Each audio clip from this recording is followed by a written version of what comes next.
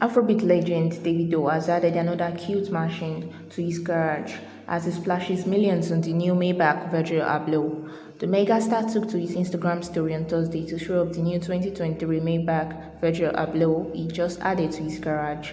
According to a report, the cost of the Abloh is estimated to be about $400,000.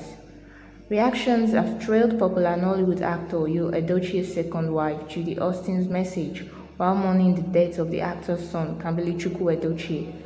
Recall that Kambilichukwu died on March 30th after he reportedly developed a seizure in school while playing football with his peers.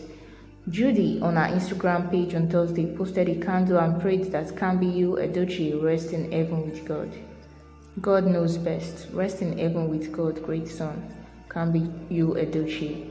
Nollywood actor Yul Edochie has broken his silence over his son's death, Kambilichukwu.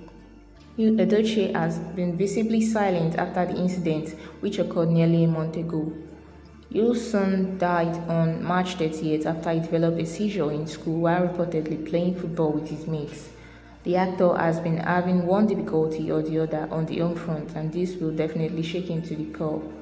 Who do you think is the richest artist in Nigeria?